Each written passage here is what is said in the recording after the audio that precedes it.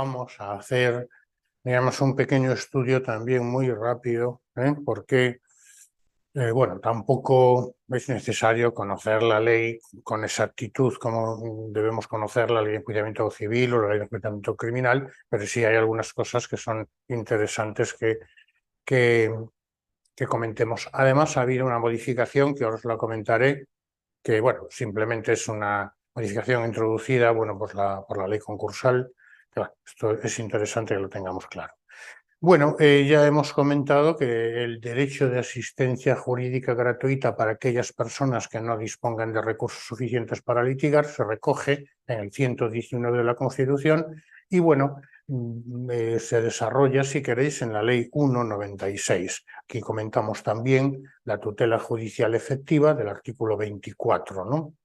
Bueno, Ley 196 de 10 de enero que, bueno, desde el año 96 sufrió muchísimas modificaciones, incluso una de ellas recientemente, que la comentaré muy encima y que le he puesto también, pero que no entra en vigor para esta convocatoria porque, lógicamente, sabemos que nuestra legislación se cierra pues a 31 de o a 30 de diciembre del año 2022. Se publican las oposiciones en el BOE de 30 de diciembre del año 2022. Consecuentemente, toda la legislación que esté aprobada en ese momento, sí que esté en vigor y aprobada en ese momento, sí que sería preguntable. Pero esto se produce después de la publicación, en consecuencia, pues no. ¿Vale? Muy bien, aquí el artículo 2, que es el ámbito personal de aplicación, si la memoria no me falla, porque aquí no lo pones, el artículo 2 de la ley, y este es un artículo importante. El artículo 2 y el artículo 3 son importantes. Ámbito personal de aplicación, bien, de acuerdo con la ley 196, la ley de asistencia jurídica gratuita, tendrán derecho a la misma los ciudadanos españoles, los nacionales de los demás Estados miembros de la Unión Europea y los extranjeros que residan en España cuando acrediten insuficiencia de recursos para litigar. Esto ya lo hemos dicho. Las entidades gestoras y servicios comunes de la seguridad social. Y las siguientes personas jurídicas, pero también cuando acrediten, porque fijémonos que en el punto B no dice que acrediten insuficiencia de recursos para litigar. Lógicamente, son instituciones públicas u organismos vinculados a las mismas. En el punto C, las siguientes personas jurídicas cuando acrediten insuficiencia de recursos para litigar: asociaciones de utilidad pública y fundaciones en el registro administrativo correspondiente, cuando acrediten insuficiencia de recursos. Repito, en el orden jurisdiccional social, los trabajadores y los beneficiarios del sistema de seguridad social. Tampoco dice cuando acrediten insuficiencia de recursos para litigar. Dice tanto para la defensa en juicio como para el ejercicio de acciones para la efectividad de los derechos laborales en procedimientos concursales. En el orden jurisdiccional social. Asimismo, tendrán derecho también, o el derecho de asistencia jurídica gratuita reconoce a los trabajadores y beneficiarios de la seguridad social para los litigios sobre esta materia, que sobre esta materia se sustancien en el orden jurisdiccional contencioso administrativo. Importante también conocerlo. En el orden contencioso administrativo, los ciudadanos extranjeros que acrediten insuficiencia de recursos para litigar, aun cuando no residan legalmente en territorio español, tendrán derecho a esta asistencia letrada y a la defensa y representación gratuita en todos los procesos relativos a su solicitud de asilo y ley de extranjería. Importante, aun cuando no residan legalmente en territorio español, de tal forma que cuando la ley se refiere a los extranjeros, se refiere a los que residen legalmente en España, si no lo aclara, como por ejemplo en este caso. Y aclaro yo ahí también, incluida la vía administrativa previa. Recordad que la asistencia jurídica gratuita se puede reconocer no solo para los litigios jurisdiccionales, sino también para aquellas reclamaciones administrativas en las que haya lugar. En los litigios transfronterizos, esto como veis está en rojo ya, desde la última modificación, en materia civil y mercantil, las personas físicas contempladas en el capítulo 8, que ahora de esta ley, lógicamente, se está refiriendo a la ley relativa a materia civil y mercantil, ¿no? Y se refiere, como digo, a personas físicas que no sean ciudadanos de la Unión Europea, perdón, personas físicas que sean ciudadanos de la Unión Europea o nacionales de terceros países que residan legalmente en uno de los Estados miembros, excepto Dinamarca. Excepto Dinamarca, que lo establece claramente la ley. En el ámbito concursal se reconoce el derecho a la asistencia jurídica gratuita para todos los trámites del procedimiento especial a los deudores, personas naturales que tengan la consideración de microempresa en los términos establecidos en la propia ley, a los que resulte de aplicación el procedimiento especial previsto en el libro tercero. Aquí tendríamos que recordar la microempresa, personas naturales titulares de microempresas. Siempre, claro está, que acrediten insuficiencia de recursos para litigar. Y también los sindicatos en el ámbito concursal estarán exentos de efectuar depósitos y consignaciones en todas sus actuaciones y gozarán de la justicia gratuita cuando ejerciten un interés colectivo en defensa de los trabajadores y beneficiarios de la seguridad social. Esta parte es la que hemos de incluir, probablemente no lo tengamos en el tema que tenemos impreso, pero sí está en el tema que está colgado en la web. Es muy sencillo, podemos copiarlo si queremos a mano porque es la única modificación que se produce. Con independencia de la existencia de recursos para litigar, y aquí ya se nos dice que se reconoce el derecho de asistencia jurídica gratuita que se prestará de inmediato a las víctimas de violencia de género, de terrorismo y de trata de seres humanos en aquellos procesos que tengan vinculación o deriven o sean consecuencia de esta condición de víctimas, ¿no? También a los menores de edad, personas con discapacidad intelectual o enfermedad mental, cuando sean víctimas de situaciones de abuso o maltrato. También será aplicable este derecho a los causavientes en el caso de fallecimiento de la víctima, siempre que no fueren, lógicamente, partícipes en los hechos. Y aquí ya, digamos, con una letra más pequeña, aclaro yo un poco esta cuestión porque yo creo que lo importante lo hemos reseñado. Y también, con independencia de la existencia de recursos para litigar, se reconoce el derecho de asistencia jurídica gratuita a causa de un accidente que acredite aquellas personas que hayan sufrido un accidente acrediten secuelas permanentes que les impidan totalmente la realización de tareas de su ocupación habitual o profesión habitual y requieran la ayuda de otras personas para realizar aquellas actividades más esenciales de la vida. Cuando el objeto de litigio, este es el kit también, sea la reclamación de indemnización por los daños personales y morales sufridos. Importante. Y por último ya, con independencia de, bueno, por último, pero que la letra K, como digo, no entra para esta convocatoria. Con independencia de la existencia de recursos para litigar, se reconoce el derecho de asistencia jurídica gratuita a las asociaciones que tengan como fin la promoción y defensa de los derechos de las víctimas del terrorismo señaladas en la Ley 29/2011, de protección integral a las víctimas del terrorismo. Hasta aquí, entonces. Lógicamente yo lo he puesto también para que lo tengamos para la próxima convocatoria. Espero que a vosotros ya no os haga falta, pero siempre es conveniente saberlo. Bueno, aquellas personas que comuniquen infracciones, acaba de aprobarse una ley, que de forma anónima puede informarse sobre infracciones normativas y de lucha contra la corrupción a la Autoridad Independiente de Protección del Informante o a las autoridades autonómicas respectivas, siempre que se cumplan una serie de condiciones. En consecuencia, pues también tendrían el derecho de asistencia jurídica gratuita estas personas. Pero como digo, está en vigor a partir de marzo del año 2023, pero no entra para esta convocatoria, por eso está en cursiva. ¿De acuerdo? Pues este ámbito personal de aplicación de la ley sí es conveniente tenerlo claro. Artículo 2 de la misma, de la ley 196. Y el artículo tercero, que es el siguiente punto, también es importante. Requisitos básicos para su concesión. Esto se ha preguntado muchísimo. Dime. Disculpa, soy Paqui. Dime. Mira, el F y el G es actualización. Los Sí. puntos F y G, pero no nos entran. No. El F y el G sí ¿Mm? entra. El que Vale, no entra es el K. es El el que no K. entra es el K. Vale, Por eso lo porque pone aquí, por eso lo pongo aquí abajo. A partir de del este que K. está en cursiva no Sí, entra. O no debe preguntarse porque no estaba en vigor cuando se publicó la convocatoria. vale. Y la F y G, Es que yo sí. imprimí hoy y no está el FG. Perdón, No, dale si quieres al F5, tiene que estar.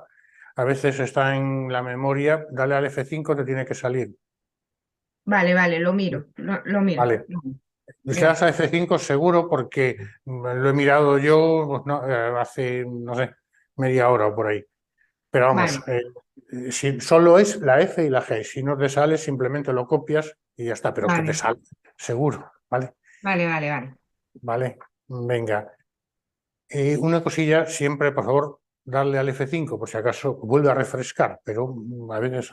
Bien, estábamos comentando que el artículo 3, que es los requisitos básicos para la concesión del derecho a la asistencia jurídica gratuita. Entonces aquí se nos dice, se reconoce el derecho a la asistencia jurídica gratuita, pues aquellas personas físicas que careciendo de patrimonio suficiente cuenten con unos recursos económicos brutos computados anualmente por todos los conceptos y por unidad familiar que no superen los siguientes umbrales. 2 veces el indicador público de renta de efectos múltiples. Entonces aquí tendríamos 2 conceptos que debemos conocer. ¿Qué se entiende por unidad familiar y qué se entiende por IPREN, indicador público de renta de efectos múltiples? Bueno, yo lo he puesto en una nota al pie. Bueno, unidad familiar, pues la constituyen las siguientes, para que sepamos un poco de qué hablamos. Aquella integrada por los cónyuges no separados legalmente y, si los hubiere, los hijos menores con ocasión de aquellos que se encontraren emancipados. Lógicamente, una familia compuesta por los cónyuges y los hijos menores. Si hay algún hijo menor emancipado, este ya no formaría parte de la unidad familiar. Y luego la formada por el padre o la madre y los hijos que reúnan los requisitos a que se refiere la regla anterior. Es decir, aquí estamos hablando de familias monoparentales, ¿no?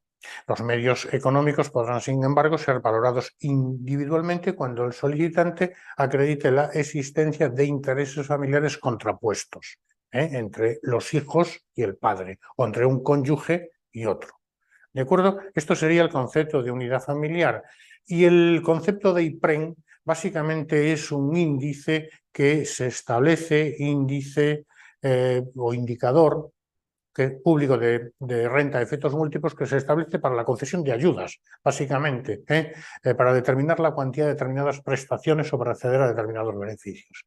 Entonces, recordad que la concesión del derecho de asistencia jurídica gratuita está vinculada a los miembros de la unidad familiar y a, digamos, el IPREN. No lo confundamos con el salario mínimo interprofesional, con el SMI, porque cuando vamos al 607 de la Ley de Enjuiciamiento Civil sí hablamos de salario mínimo interprofesional. Aquí estamos hablando de IPREN. Entonces, ¿cuáles serían los umbrales a que se refiere este artículo 3? 2 veces el indicador público de renta, el IPREN, vigente en el momento de efectuar la solicitud cuando se trata de personas no integradas en ninguna unidad familiar. 2 veces y media el IPREN, vigente en el momento de efectuar la solicitud cuando se trata de personas integradas en alguna de las modalidades de unidad familiar con menos de 4 miembros, es decir, 1, 2 o 3. Y el triple de dicho indicador cuando se trate de unidades familiares integradas por 4 o más miembros o que tengan reconocida su condición de familia numerosa de acuerdo con la normativa vigente.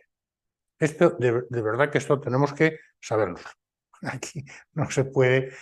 Evidentemente, aquí se nos remite a la ley del impuesto sobre la renta de las personas físicas, equiparando pues, la unidad familiar a esta cuestión, ¿no? Bueno, esto sería un poco lo que debemos conocer. Luego esto es más amplio. Los medios económicos serán valorados individualmente cuando el solicitante acredite la existencia de intereses familiares contrapuestos.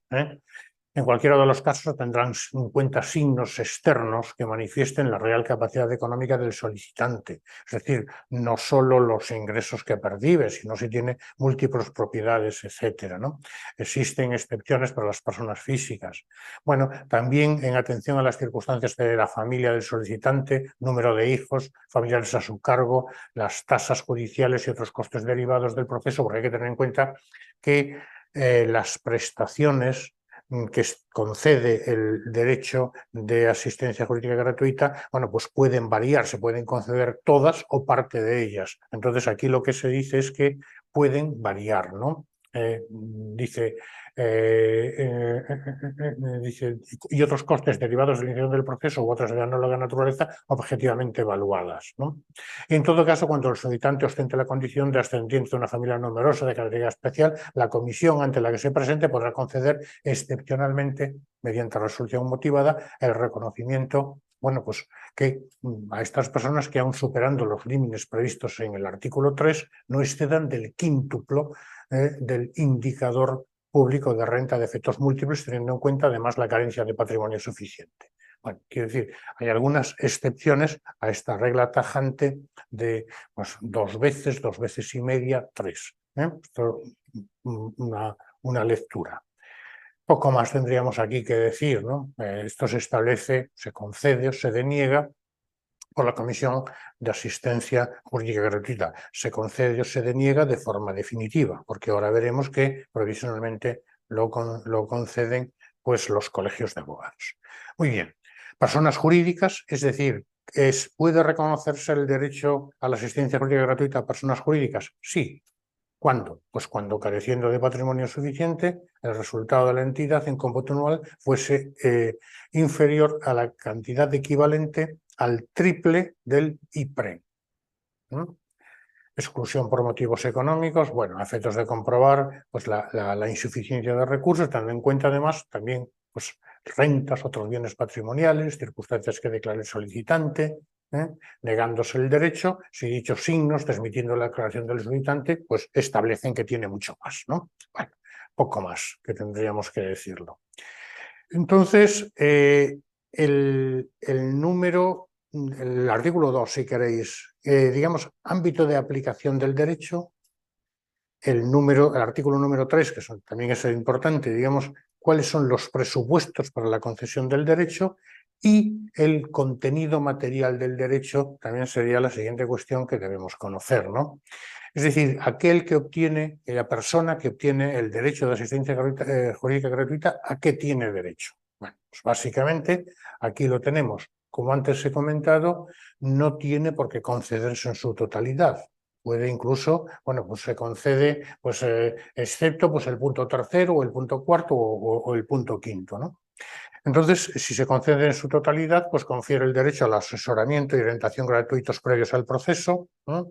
Quienes pretendan pues, reclamar la tutela judicial de sus derechos e intereses, también, bueno, pues aquellos otros medios extrajudiciales de evitación de conflictos, Y cuando se trata de víctimas de violencia de género, de terrorismo, lógicamente aquí dice la asistencia jurídica gratuita comprenderá también asesoramiento y orientación gratuitos en el momento inmediatamente previo a la interposición de la denuncia o, en su caso, querella.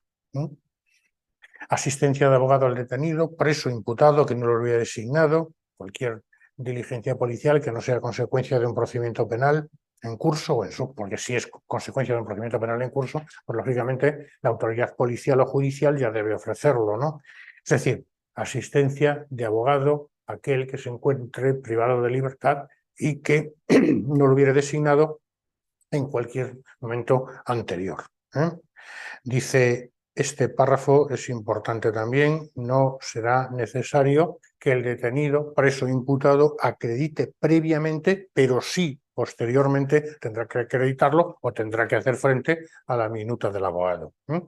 Que acredite previamente carecer de recursos sin perjuicio de que, si no se le reconoce con posterioridad, bueno, pues deba abonar al abogado pues, sus honorarios. Defensa y representación gratuitas por abogado y procurador en procedimiento judicial cuando la intervención sea legalmente preceptiva, o cuando no siéndolo se dé alguna de las siguientes circunstancias. Su intervención sea expresamente requerida por el juzgado o tribunal mediante auto. Esto es una cuestión que tenemos que tener en cuenta también. Esta reforma se produjo ya hace un tiempo, en el año 18, ya viene de uno anterior al año 14, pero esto es importante porque lo aclara. Cuando la intervención no sea preceptiva, la intervención de los profesionales no sea preceptiva, pero sea requerida por el juzgado o tribunal mediante auto para garantizar la igualdad de partes. Entonces, evidentemente, esta sería también merecedor del derecho de asistencia jurídica gratuita. Y en el caso de los delitos leves, la persona frente a la que se dirige el proceso haya ejercitado su derecho a estar asistido de abogado y así se acuerde por el juzgado o tribunal en atención a la entidad de la infracción de que se trate y las circunstancias personales del solicitante de asistencia jurídica gratuita. En los delitos leves sabemos que de modo general no es necesario la asistencia de abogado y procurador, pero sí hay un supuesto en el que se exige la postulación general. Bien, pues a esto se está refiriendo este punto. El tercer punto. El cuarto se refiere a inserción gratuita de anuncios en el curso del proceso que sean necesarios, por ejemplo, en los periódicos oficiales, etc. Exención del pago de tasas judiciales. Bueno, las tasas judiciales, como sabemos, las personas físicas pues están ya eliminadas, así como el pago de depósitos necesarios para la interposición de recursos. Esto sí, los depósitos para recurrir también tienen que interponer las personas físicas. Asistencia pericial gratuita a cargo del profesional técnico adscrito a los órganos jurisdiccionales, peritos judiciales o, en su caso, médico forense. Bueno. Obtención gratuita de copias, testimonios, instrumentos y actas notariales en los términos del 130 del reglamento notarial. Reducción del 80% de los derechos arancelarios que correspondan por el otorgamiento de escrituras públicas, reducción del 80%, de tal forma que pagarían el 20%. Aquel que tenga el derecho de asistencia jurídica gratuita pagaría el 20%, pues estas escrituras públicas, obtención de copias y testimonios notariales no contemplados en el punto anterior, cuando tengan relación directa con el proceso y sean requeridos por el órgano jurisdiccional en el curso del mismo, o sirvan para la fundamentación de la pretensión del beneficiario de justicia gratuita. También reducción del 80% de los derechos arancelarios que correspondan por la obtención de notas, certificaciones, asientos, suscripciones en los registros de la propiedad, igualmente cuando sean necesarios para ejercitar la acción. Y los derechos arancelarios a que se refieren los apartados 8 y 9 no se percibirán cuando el interesado acredite ingresos por debajo del IPREN. Es decir, si el beneficiario de asistencia jurídica gratuita todavía cobra menos de la cantidad establecida como IPREN, no se percibirán, no se cobrarán ese 20% que tendrían que pagar el resto de beneficiarios del derecho. Este artículo, como digo, también es importante, por eso me he parado. Extensión temporal. Aquí lo que tenemos que saber es que la justicia gratuita en el transcurso de una misma instancia se extiende a todos sus trámites e incidencias, incluida la ejecución, pero no a un proceso distinto. No podrá aplicarse a un proceso distinto. Es decir, la justicia gratuita tiene que ser específica para el proceso en el que se ha solicitado. Si se produce la insuficiencia económica sobrevenida, bueno, pues evidentemente se puede reconocer el derecho, pero lo que dice la ley es no se reconocerá, lo dice en sentido negativo para después decir que sí, no se reconocerá el derecho a la asistencia jurídica gratuita ni a prestaciones distintas de las solicitadas una vez presentada la demanda o el demandado, una vez formulada su contestación, salvo que en su solicitud acrediten ante la Comisión de Asistencia Jurídica Gratuita que las circunstancias han cambiado. Entonces, antes no cumplían los requisitos necesarios para la obtención del derecho de asistencia jurídica gratuita, pero ahora sí. Por ejemplo, una persona que se ha quedado en el paro o se le acaba de la prestación, etcétera, ¿no? Entonces, la insuficiencia económica sobrevenida, debidamente acreditada, será, digamos, será posible que se le conceda el derecho de asistencia jurídica gratuita, ¿no? Bueno. Competencia y procedimiento para el reconocimiento del derecho. Bueno, básicamente aquí lo que tendríamos que tener en cuenta es que existen diferentes comisiones de justicia gratuita en virtud del ámbito territorial y también la de la AGE, ¿no? La Comisión de Asistencia Jurídica Gratuita, composición y funcionamiento, en cada provincia, en cada capital de la provincia y en las ciudades de Ceuta y Melilla y en cada isla bueno, se constituirá una comisión de asistencia jurídica gratuita como órgano responsable para efectuar el reconocimiento de este derecho. Entonces, ámbito provincial, Ceuta y Melilla, y en cada isla en que existan uno o más partidos judiciales. ¿Y por quién está compuesta o por quiénes están compuestas estas comisiones de asistencia jurídica gratuita? Básicamente por los decanos del colegio, estamos hablando de la Comisión Central, tenemos también comisiones dependientes de las comunidades autónomas y la Comisión Dependiente de la Administración General del Estado, porque la justicia gratuita puede concederse también para una reclamación administrativa, como antes comentábamos, ¿no? Entonces, ¿quiénes componen las comisiones? Básicamente los decanos de los colegios de abogados, en el caso de la Central de Madrid, o el abogado y procurador que ellos designen, un abogado del Estado y un funcionario del Ministerio de Justicia pertenecientes a cuerpos o escalas del subgrupo A1. Y será presidida semestralmente por uno de sus miembros, a excepción del funcionario del Ministerio de Justicia, que será el secretario. Entonces, básicamente, pues están compuestas por los decanos de los colegios de abogados y procuradores, o el abogado procurador que ellos designen, y por dos miembros, por ejemplo, el de las comunidades autónomas, por dos miembros que designan las administraciones públicas de las que dependen. Las comunidades autónomas establecerán quién es el presidente y quién es el secretario. Y de la AGE, pues lo mismo, ¿no? Será un abogado del Estado y un funcionario que actuará como secretario pertenecientes al grupo A, subgrupo A1, con destino en la gerencia territorial del Ministerio de Justicia correspondiente. Por ejemplo, en la gerencia de Murcia. ¿De acuerdo? Funcionamiento de las comisiones de asistencia jurídica gratuita, pues son órganos colegiados. Colegios de abogados y procuradores pondrán a disposición de las comisiones la lista de colegiados ejercientes adscritos a los servicios de justicia gratuita con indicación, en su caso, de las especializaciones. Es decir, el Colegio de Abogados, Colegio de la Abogacía, que se llama ahora, pues pondrá pues, a disposición de la Comisión de Asistencia Jurídica Gratuita pues, el listado de colegiados que quieren prestar servicios de asistencia jurídica gratuita. Ya sabemos que en el caso de los abogados no es obligatorio y si alguno pues, tiene una especialización, con la especialización que puedan tener, ¿no? Solicitud del derecho, concesión provisional y posible revocación.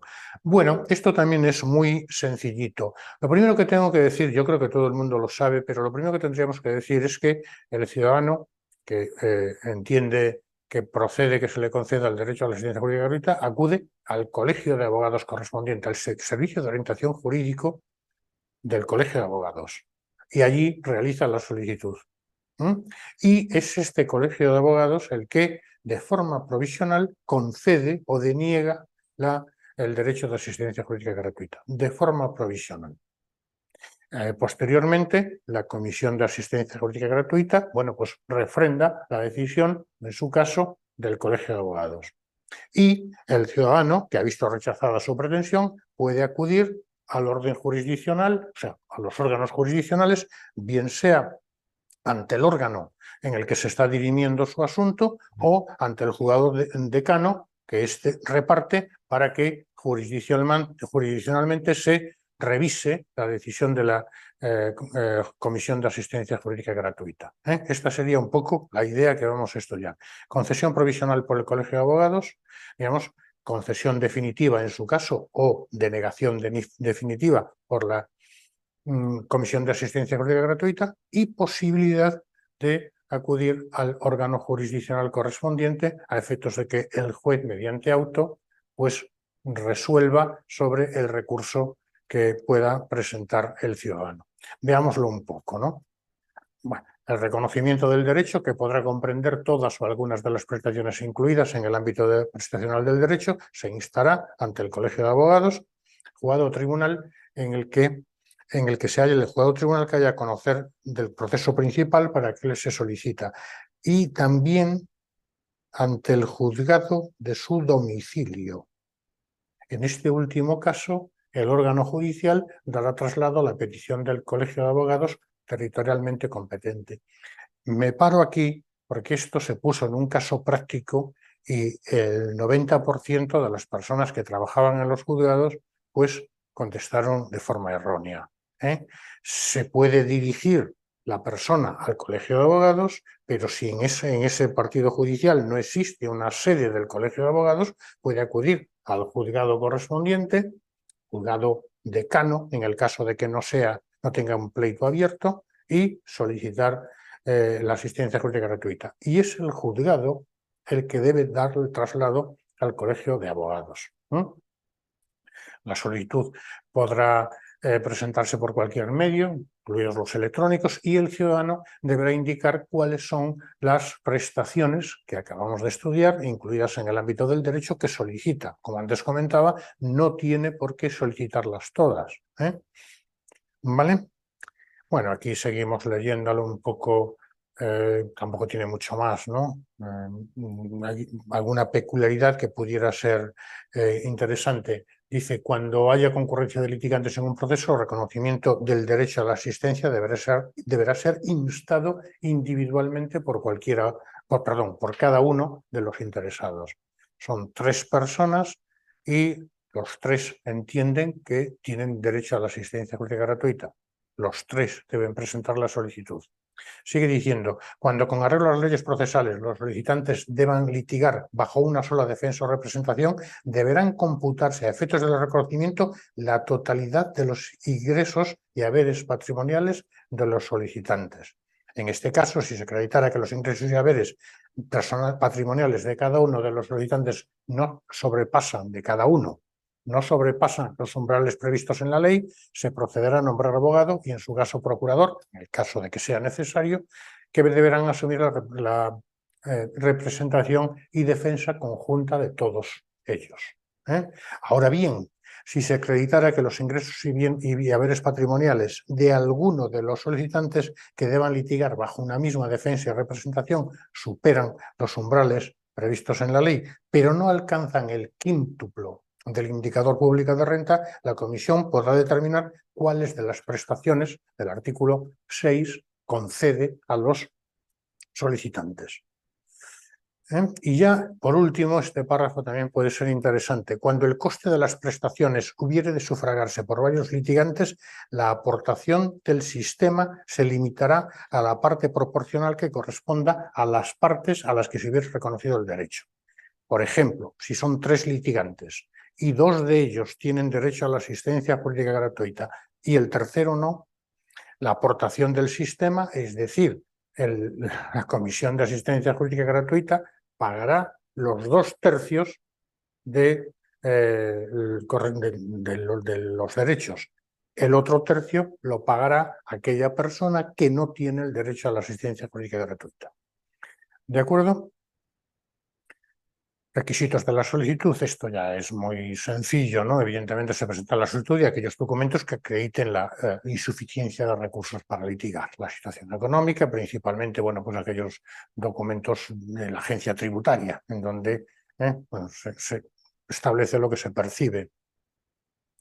Subsanación de deficiencias, se concederá por parte de los servicios de orientación jurídica de los colegios de abogados un plazo de 10 días para subsanar las deficiencias que aquí hubiera lugar. Lógicamente, si no se subsana, se archiva el asunto. Designaciones provisionales y traslados. Si evidentemente se cumplen los requisitos previstos en la ley, pues entonces el Colegio de Abogados resuelve a favor del solicitante y, en consecuencia, procederá en el plazo máximo de 15 días contados a partir de la recepción, es decir, 15 días es el plazo que tiene el Colegio de Abogados para resolver, o desde la subsanación de defectos a la designación de abogado, y lo comunicará al Colegio de Procuradores para que en el plazo de 3 días pues designe el procurador. Lógicamente se entiende en el caso de ser necesario. Entonces, 15 días desde la presentación de la solicitud, desde la subsanación de defectos, el Colegio de Abogados debe resolver. Si resuelve positivamente, lógicamente nombrará al abogado y traslada al Colegio de Procuradores para que en 3 días nombre al procurador. Si por el contrario entiende que no se cumplen los requisitos por parte del solicitante, pues denegará la solicitud y la comunicará al solicitante en 5 días. Manifestándole que no ha nombrado el abogado porque entiende que no tiene derecho. Y trasladará la solicitud a la Comisión de Asistencia Jurídica Gratuita para que ésta resuelva. El silencio expositivo. Si en el plazo de 15 días, a contar desde la recepción de la solicitud o en su caso de la subsanación de defectos, el Colegio de Abogados no ha resuelto, el solicitante podrá reiterar su solicitud ante la Comisión de Asistencia Jurídica Gratuita. Decía yo que el silencio es positivo porque luego la comisión entenderá que el Colegio de Abogados ha resuelto favorablemente en su caso. Bien, suspensión del curso del proceso. Aquí también tendríamos que tener en cuenta una cosa que nos lleva a equívoco a veces. La solicitud de reconocimiento del derecho a la asistencia jurídica no suspenderá el curso del proceso o expediente administrativo. Estamos acostumbrados en los juzgados, presentan solicitud de asistencia jurídica gratuita, suspendemos el proceso. Si a mí me lo preguntan, la regla general es que no. Ahora bien, las excepciones son tantas que efectivamente hay que suspenderlo. Pero a efectos de una pregunta tipo test, tengámoslo claro, a fin de evitar que el transcurso de los plazos pueda provocar preclusión de un trámite o la indefensión de cualquiera de las partes, el letrado o el órgano administrativo, en el caso de un expediente administrativo, de oficio o petición de parte, podrá decretar la suspensión hasta que se produzca la decisión sobre el reconocimiento de asistencia jurídica gratuita. Muy bien, perfecto. Entonces, claro, lógicamente, si se emplaza a una persona para contestar a la demanda en juicio ordinario en el plazo de 20 días o en juicio verbal en el plazo de 10 días y presenta una solicitud de derecho de asistencia jurídica gratuita, pues no queda más remedio que suspender. Pero la regla general es que en principio no se suspenderá, lo digo a efectos de una pregunta tipo test. Iniciación antes del proceso, es decir, pedir la asistencia jurídica gratuita antes de iniciar el proceso, interrupción de la prescripción y de la caducidad, reanudación. Pues lógicamente esto ya lo dice todo el título, ¿no? Se interrumpen los plazos de prescripción y caducidad a que hubiera lugar y se reanudan en el momento en que se nombra el abogado, se concede o se deniega el derecho. Pero aquí hay una cuestión que tendríamos que tener en cuenta.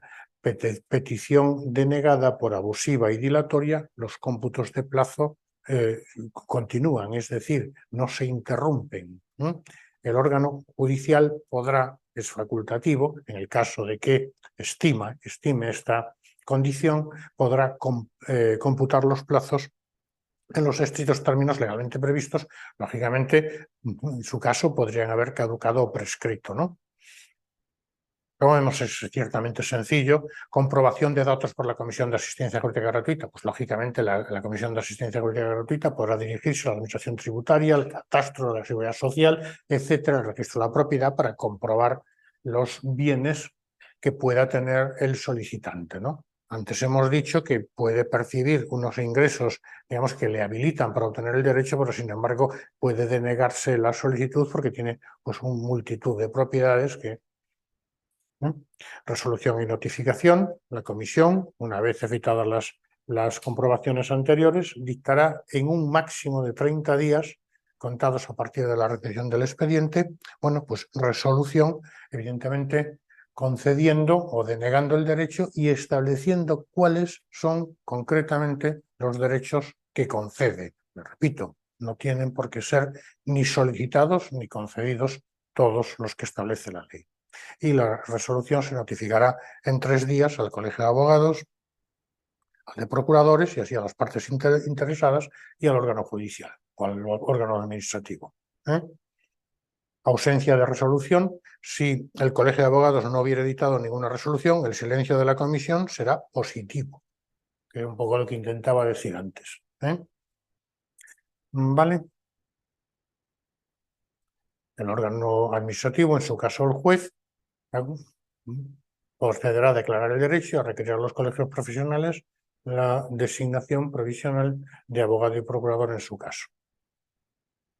Ello sin perjuicio de lo que resulte en relación con la impugnación de esa presunta estimación. Efectos de la resolución, bueno, esto ya tiene mucho más, ¿no? Bueno, efectos económicos, pues, lógicamente tendrán derecho a su percepción. Revocación del derecho, lógicamente, si se han falseado datos, se puede revocar el derecho de asistencia jurídica gratuita concedido. Declaración errónea, falseamiento, ocultación de datos.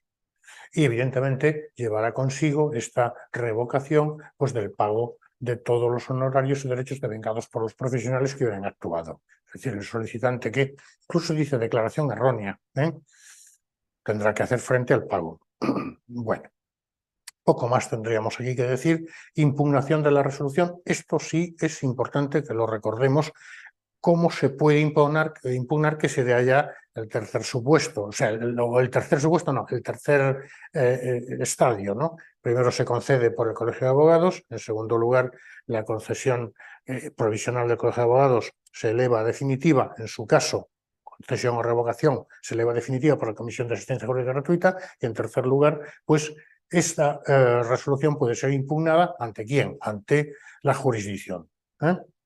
Tal impugnación, para la que no será preceptiva la intervención de abogado, habrá de realizarse por escrito, y ni abogado ni procurador, pese a que no lo diga ahí, por escrito de forma motivada en el plazo de 10 días desde la notificación de la resolución o desde que haya sido conocida por cualquiera de los litigantes, de los legitimados para interponerla, ante el secretario de la comisión. No confundamos este secretario de la comisión con el secretario del juzgado o el letrado del juzgado.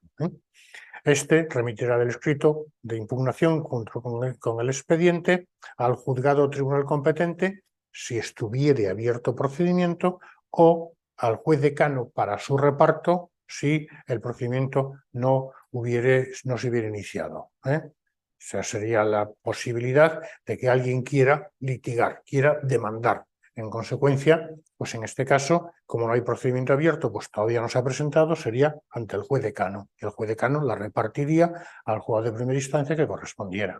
Por el contrario, si existe ya un procedimiento abierto en el juzgado número 3, pues se remitirá al juzgado número 3.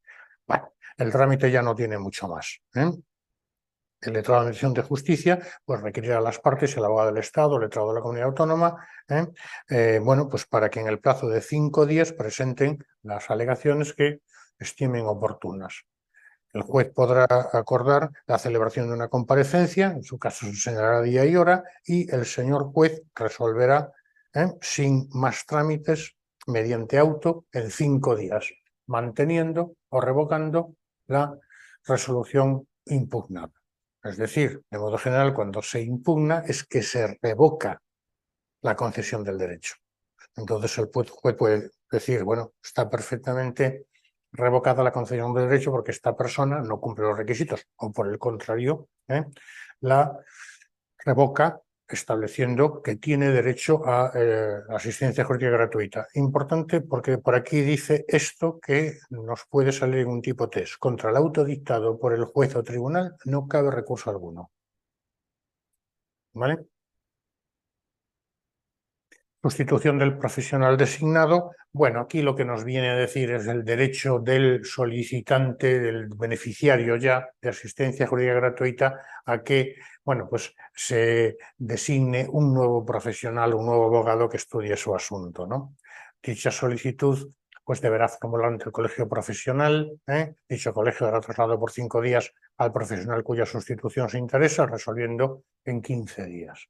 Esta sería un poco la idea. Requerimiento judicial de designación de abogado y procurador. Bueno, que ya hemos comentado antes que es posible que el órgano judicial requiera que se designe abogado y procurador en los supuestos antes mencionados. ¿Vale? Designación de abogado y procurador de oficio, efectos del reconocimiento del derecho. Bueno, llevará consigo la designación de abogado y, cuando sea preciso, de procurador, sin que en ningún caso puedan, esto es importante también, sin que en ningún caso puedan actuar simultáneamente un abogado de oficio y un procurador de confianza, de pago, o al revés. Dice, salvo que el profesional de libre elección renunciara por escrito a percibir sus honorarios. ¿Vale? ¿Puede renunciarse, esta es una pregunta que se hace a veces, puede renunciarse al abogado de oficio, aquella persona que sea beneficiaria del derecho, puede renunciar al abogado y al procurador de oficio y disfrutar del resto de derechos que concede la concesión? Sí, sin problema alguno. Quiero litigar con abogado de confianza o abogado de libre elección, pero como tengo derecho, solicito que se me concedan el resto de derechos, valga la redundancia. Renuncia a la designación. Bueno, ya lo acabo de decir, ¿eh? Obligaciones profesionales del abogado y procurador, lógicamente, los abogados y procuradores desempeñarán sus funciones con asistencia y representación de forma real y efectiva hasta la terminación del proceso, evidentemente con todas las, bueno, su leal saber y entender, como antes se decía, ¿no? Párrafo segundo, importante. Solo en el orden penal podrán los abogados designados excusarse de la defensa. Para ello deberá concurrir un motivo personal y justo que será apreciado por los decanos de los colegios. Es decir, yo, abogado, sí estoy en el turno de oficio, pero no quiero defender a este señor por un motivo personal y justo.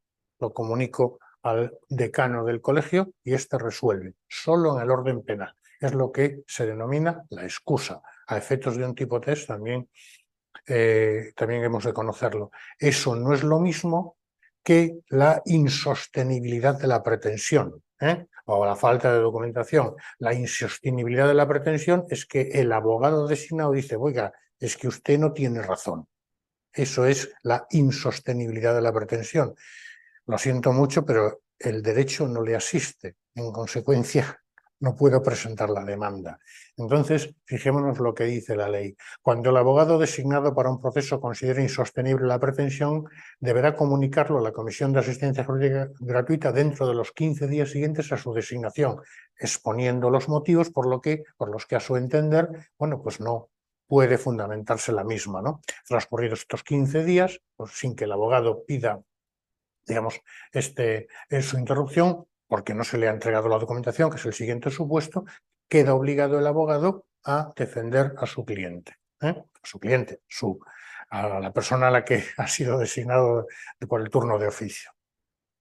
Entonces, insostenibilidad de la pretensión que deberá poner en conocimiento de la Comisión de Asistencia Jurídica Gratuita en el plazo de 15 días. El trámite es muy sencillo. La comisión recabará informe del Colegio de Abogados sobre su viabilidad que deberá emitirse en el plazo de 15 días. Y también se recabará informe del Ministerio Fiscal, pero en este caso en el plazo de 6 días. Y lo que dice la ley es que si el Colegio de Abogados o el Ministerio Fiscal estimaren defendible la pretensión, se procederá al nombramiento de un segundo abogado. Estos dictámenes serán ya vinculantes, serán aportados, y la defensa del nuevo abogado ya sí que será vinculante u obligatoria. Lógicamente, si el Colegio de Abogados y el Ministerio Fiscal entienden que la pretensión es indefendible, pues se desestima la solicitud. Entonces, excusan el ámbito penal, insostenibilidad de la pretensión en el ámbito civil, contencioso, social.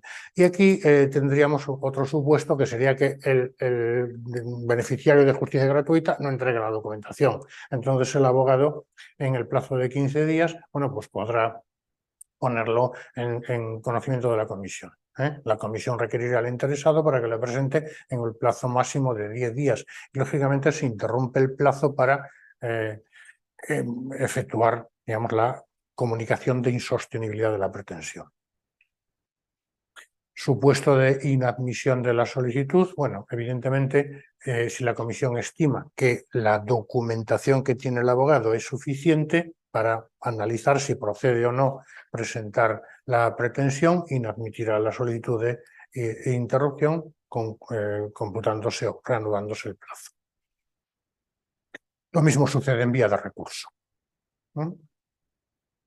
Reintegro económico. Bueno, quizás esto es lo último ya que pudiera tener algún tipo de problema, ¿no? Fijémonos lo que dice el punto 8.1. Si pronunciamiento sobre costas a favor del litigante con derecho de justicia gratuita. Es decir, el litigante, que es el beneficiario de justicia gratuita, precisamente tiene una declaración de costas a su favor. Entonces, aquí lo que dice es, deberá la parte contraria, aquí está, pagar las costas causadas en la defensa y en la representación de aquella. Dicho de otro modo, si el abogado gana el pleito y el contrario es condenado en costas, el abogado de oficio que está litigando en virtud de justicia gratuita cobrará sus honorarios de la parte contraria. Por el contrario, pronunciamiento en costas contra el litigante con derecho de asistencia jurídica gratuita, pues aquí lo que dice la ley es lo siguiente: el litigante beneficiario de justicia gratuita que ha sido condenado en costas quedará obligado a pagar las causadas en su defensa y representación si dentro de los 3 años siguientes a la terminación del proceso viniere a mejor fortuna, quedando entre tanto interrumpida la prescripción de acuerdo con el 1967 del Código Civil. ¿Y cuándo se entiende que el litigante viene a mejor fortuna? Cuando se superen por todos los conceptos el duplo del módulo previsto en el artículo 3 que acabamos de estudiar, o si se hubieran alterado sustancialmente las circunstancias tenidas en cuenta para la concesión del derecho. Esto sería un poco lo que nos puede, que es un poco enrevesado, entenderlo. Bueno, un poco enrevesado, muy poco, ¿no? Sentencias sin expreso pronunciamiento en costas. Sabemos que hay sentencias en donde, de acuerdo con lo resuelto, no procede imponer la condena en costas a ningún litigante. Dice: el beneficiario de justicia gratuita deberá pagar las costas causadas en su defensa siempre que no excedan de la tercera parte de lo que haya obtenido en el pleito. Claro, lógicamente es que en el pleito tiene una cantidad. Bueno, pues hasta 1/3 del obtenido, pues tendrá que hacer frente al pago. ¿Vale? Y ya por último el supuesto de litis expensas. Como esto, bueno, pues tiene alguna cuestión, pongo aquí abajo lo que se considera los litis expensas. Aquí básicamente litis expensas se produce que cuando un cónyuge carece de bienes propios suficientes para hacer frente al pago de los honorarios en los litigios que sostenga contra el otro cónyuge, como consecuencia que, como se computan en unidad familiar, pues lógicamente no se le concede. ¿Por qué? Porque el otro cónyuge sí que supera el módulo previsto. Entonces, lo que dice aquí es que cuando un cónyuge carezca de bienes propios suficientes, los gastos necesarios causados en los litigios que sostenga contra el otro cónyuge sin mediar mala fe o temeridad, o contra tercero, si redundan en beneficio de la familia, será a cargo del caudal común. E incluso dice la ley: faltando este, se sufragarán a costa de los bienes propios del otro cónyuge cuando la posición económica del otro cónyuge impida a este obtener el derecho de asistencia jurídica gratuita. Como todo el mundo puede entender, bastante lógico. Y aquí lo que nos dice... Dime. Alfredo, te quería Sí. hacer una pregunta sobre el punto 8.2, cuando dice que si dentro de los 3 años siguientes a la terminación del proceso viniera mejor fortuna. Sí, dime. Si viniera mejor fortuna dentro de los 3 años siguientes, tendría que pagar el 100% de todo lo que... Vale. Claro. Sí, lo que pasa es que la mejor fortuna se entiende, que lo dice en el párrafo siguiente, se entiende cuando, digamos, los ingresos superen el doble del módulo previsto en el artículo 3. El doble, fíjate en esto. ¿Ellos se Sí. enteran por Hacienda? Sí, o porque porque el abogado está atento, ¿no? O la Comisión de Asistencia Jurídica Gratuita está atenta a esto, y bueno, esta persona pues ha venido a mejor fortuna, pues en ese momento, pues lógicamente, pues tendrá que hacer frente al pago de la totalidad de los honorarios devengados por el abogado y procurador. Sí. Vale. Esto se ve muy poquito, ¿eh?